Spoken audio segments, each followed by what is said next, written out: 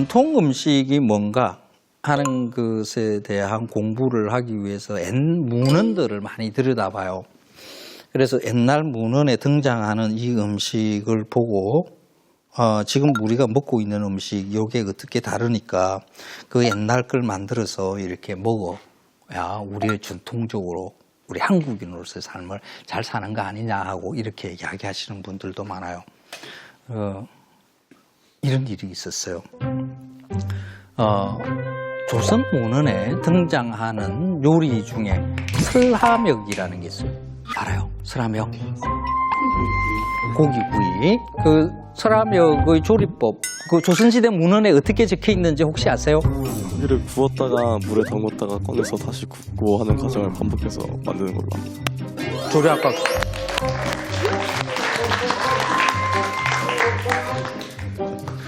아주 똑똑한 학생이에요.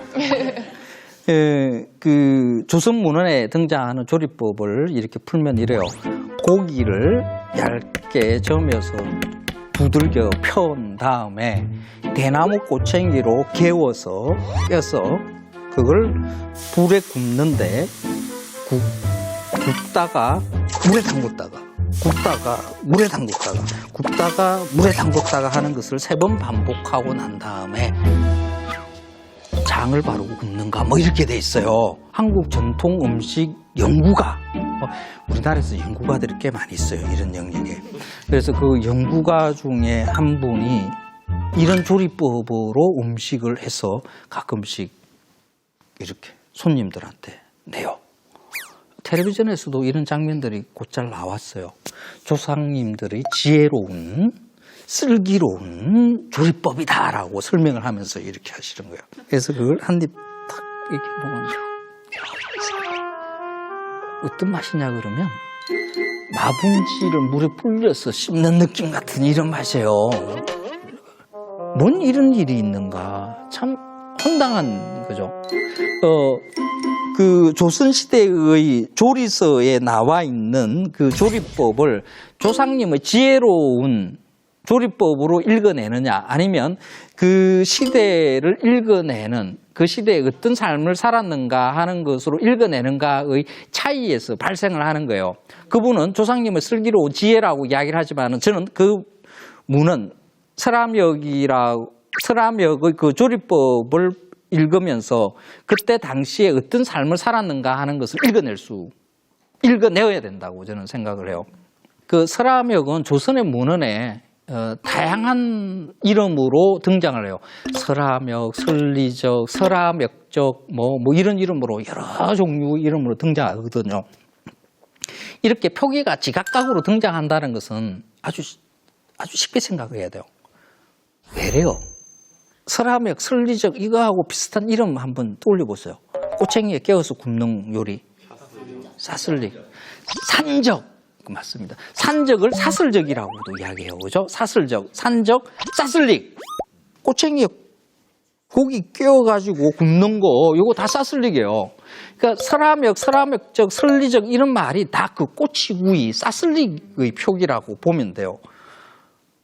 왜 그렇게 꼬치에 끼웠을까? 그 조리법이 대체 뭐지? 자, 그 소고기거든요. 그게 나오는 게. 조선에서는 소를 함부로 못 잡겠어요. 우금령이라고 해서 왕이 끝없이 소 잡지 마라 하고 명령을 내렸어요. 왜? 농경을 해야 되는 중요한 가축이니까 그러죠. 뭐 운송 수단도 되고요. 그래서 소를 함부로 못 잡겠어요. 그런데 악착같이 또 소고기는 먹고 싶잖아요. 그래서 관아에다가 뭐 다리가 부러졌어요. 뭐 병이 났어요. 뭐 이러면서 그렇게 소를 몰래 잡아먹기도 하고 그랬어요. 그런데 어린 소는 못 잡겠죠. 일을 열심히 할 수 있으니까 늙은 소, 뭐 일한 경력이 한 20년 된 소라든지 이런 소를 잡았겠죠. 우리는 소를 잡고 난 다음에 다 냉을 먹여요. 그죠? 냉장고 안에 하루 딱 두거든요. 그래야 고기가 토막토막 이렇게 잘 썰어져요. 근데 막 잡자마자의 뜨끈한 고기 상태가 어떤 줄 아세요? 울렁울렁해요. 울렁울렁. 그걸 그때 당시에 칼, 무쇠칼. 그걸 들고 발골과 정형. 얼마나 힘들겠어요, 그게. 겨우 뜯어냈어요. 근데 그걸 이제 먹기 좋게 썰어야 될 거 아니에요. 들어가겠어요. 뭉퉁뭉퉁 썰리는 거죠. 그 뭉퉁뭉퉁 썰린 걸 가지고 이제 이걸 좀 부드럽게 먹으려고 그러니까 뭐 그때 뭐 숙성의 기술 이런 게 어디 있어요? 없죠. 그걸 칼 잡고 섬유질을 좀 잘게 쪼개느라고 이렇게 두들겼겠죠. 자, 그 다음에 이제 구워야 되는데 석쇠를 만들려고 그러면 철사를 만들어야 돼요. 철사 만드는 기술이 우리나라에는 1800년대에 들어와요. 그 신기술이에요. 철사 만드는 게 쉽지 않습니다. 쇠를 늘리는 게. 석쇠도 없어. 어디 뭐가 있을까? 대나무꽃챙이 이렇게 껴요. 그다음에 뭉퉁뭉퉁한 고기가 이렇게 끼인 거죠. 그러고 난 다음에 숯불 아니면 장작불이죠. 숯불, 장작불. 그 화력은 좋지만은 끝은 타고 속은 안 익고 뭐 이러겠죠. 끝이 막 타. 그러면 가장 쉬운 방법이 뭐예요? 스프레이, 그죠? 없어요, 그게. 이거 못 부를 수도 없잖아요, 이게. 근데 이거 먹을 거리니까. 근데 먹습니다. 조선 그 조리법 하나를 두고 그때 당시의 삶을 읽어내는 거죠. 우리 옛날, 그러니까 우리보다 먼저 산 사람들에 대한 지혜는 우리는 늘 깊이 새기고, 그걸 지금에 맞게끔 다시 우리의 지혜로 만드는 것이 필요해요. 그런데 또 다르게 그 옛날의 문헌에 적혀 있는 것이다라고 해서 무조건 지혜라고 생각하면 안 됩니다. 그 옛 문헌들은 그 시대를 읽어내는 하나의 자료로서 보는 그런 시각도 필요합니다. 그래서 제대로 된 연구자들이 많이 나오고, 저는 제대로 된 연구자는 아니에요. 이거 보고 이 이야기를 끄집어낼 정도의 상상력 정도밖에 없어요. 그리고 그 다음에 그 일을 실제로 잘 연구하시는 분들이 우리의 음식 문화에 대해서 다시 새롭게 써주기를 저는 늘 바라고 있습니다. 네, 감사합니다. 자, 여러분 질문 키워드 준비해 주세요.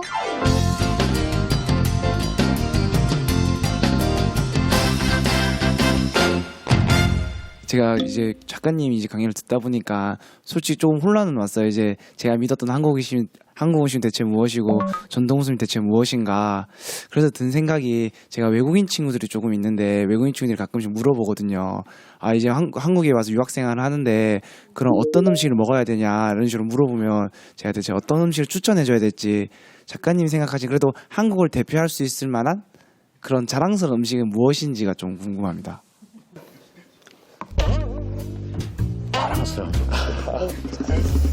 자랑스러운 음식. 나는 그 음식에 대해서 자랑스러움을 느껴본 경우가 없어가지고 그 음식은 자랑거리는 아니라고 저는 생각을 하거든요.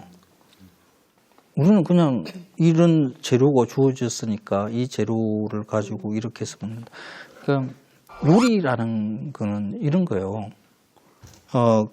재료가 주어지면 그 모든 인간들은 그걸 가지고 어떻게 하면 맛있게 먹을 수 있지 하는 궁리를 하면서 뭐 칼질 뽑고 뭐 하고 이 작업들을 해요. 왜? 근데 그 어떤 행위를 가지고 자랑스럽다라고 말을 하는 게 좀 애매한 거죠. 모든 인류가 다 똑같이 하는 일인데, 그죠? 그런 거는 있죠.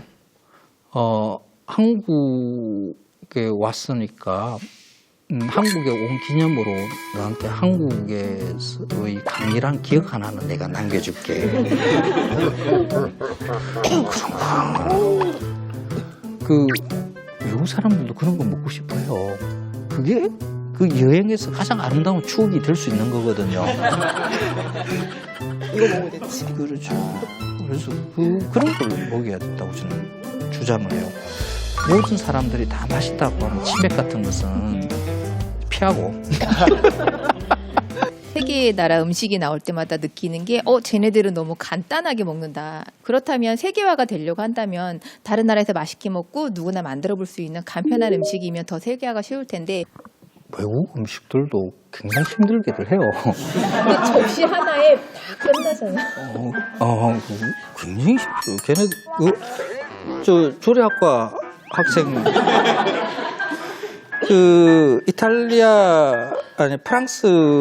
프랑스 음식 소스 하나 만드는데 시간이 보통 얼마나 걸리는지 조금 이야기해 주실래요? 소고기. 짧게 잡으면 하룻밤, 길게 잡으면 이틀 걸립니다. 걔네들도 그거 맛있게 만들려고 이렇게 뭐하고 다 해요. 그게 한국 음식에서 세계화될 수 있는 가능성의 음식들은 사실 뭐 따질 게 없어요. 다 가능하다고 봐요. 그런데 그걸 우리가 알 수가 없어요. 입맛에. 알 수가 없는 게 음식이라는 것은 국경을 넘어가면 내게 아니에요. 한국 음식에서 우리가 먹는 음식에서 일본 음식 들어와 있는 게 있어요. 아주 김치만큼 아주 흔히 먹는 음식이 있어요. 라멘. 단무지? 네, 단무지. 우리는 아마 외식 공간에서 김치보다 단무지를 더 많이 먹을 거예요. 라면 먹을 때 단무지 없으면 짜장면 먹을 때 그 영혼의 음식이라고 할 수 있죠. 그거 원래 닭광이잖아요. 닭광. 근데 그 듣기 싫다고 우리말로 순화했어요. 그죠? 단무지. 근데 일본 사람들이 그거 너네들 왜 단무지라 그러느냐 뭐 시비 붙은 적 없죠. 그죠? 별소리 안 해요. 왜? 넘어오면 우리 거니까. 뭐야. 이게 산업과 연결될 때는 조금 다른 전략이 필요하죠. 미국 사람들이 미국 소고기를 많이 팔기 위해서 한국에서 마케팅 많이 하거든요. 스테이크만 먹이지 않습니다. 한국식 불고기 해가지고 먹이고 막 이렇게 하죠. 그죠? 그래서, 한식 세계화에 무슨 품목을 정하겠다 이런 생각들은 우리 스스로한테 물을 게 아니라 외국 사람들한테 가서 뭐 먹을 건데요? 뭐가 맛있다고 생각하세요? 그렇게 묻는 게 정답이라고 봅니다. 그러니까 전통의 맛이 아니고 우리 한국의 맛이라고 한 가지를 추천해 주신다면 어떤 맛을 추천해 주실지 궁금합니다.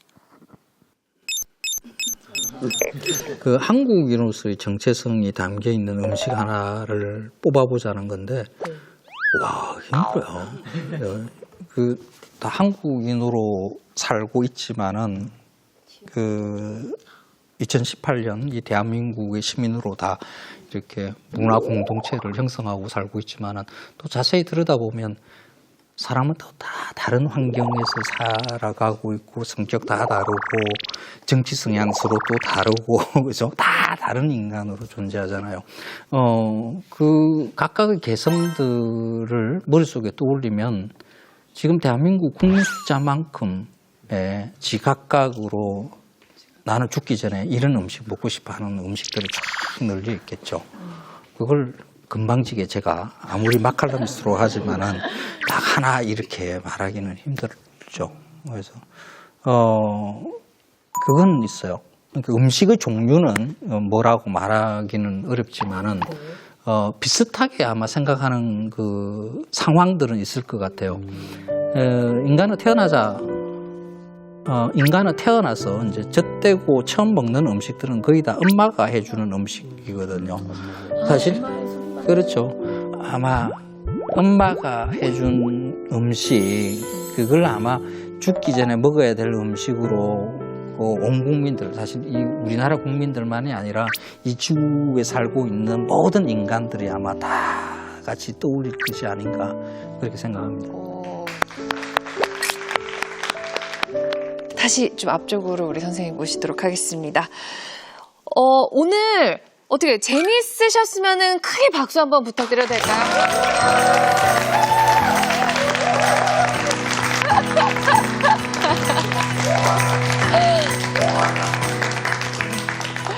제가 이제 지난주에 첫 번째 질문으로 인간에게 음식이란 무엇인가라고 물어봤잖아요. 근데 사전적 의미로는요, 음식, 먹는 것과 마시는 것, 이렇게 표기가 되어 있습니다. 너무 단순하죠. 그렇지. 부족하죠. 그렇습니다. 자, 음식에는 이야기가 있고요. 음식을 통해서 그 시대를 읽어나갈 수가 있습니다. 오늘 저희가 그 방법을 우리 황교익 작가님과 함께 배워봤는데요. 제가 여러분한테 드리고 싶은 마지막 질문은 이겁니다.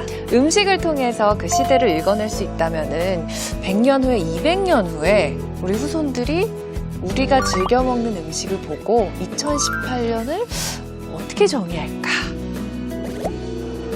정답은 아무도 모르겠지만, 네, 생각해보면 좋을 것 같습니다. 아주 좋은 질문이었습니다. 감사합니다.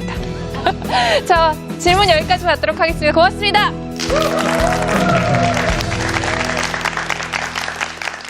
국민에 의한, 국민을 위한 정부는 이 땅에서 영원히 사라지지 않을 것이다.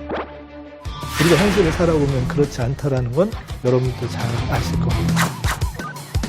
여야 의원들 간 삿대질과 고성, 볼썽사나운 장면이 또다시 연출됐습니다. 공당 이름 바뀌는 대회가 있다면 1등을 하게 될 겁니다. 그걸 못 바꾸게 좀 시민들이 어떻게 할 수 있는 방법이 없을까요? 개파 정치의 원인은 무엇이고 건강한 정치 방향인지 굉장히 좀 정의로워지는 것 같고 막 뭔가 가슴 속에서 활활 타오르는 준비는 조금 느립니다. 자주 실패하는 완전한 체제가 아니라 오늘 또 내일 또 끊임없이 노력하는 것. 이게 현대입니다.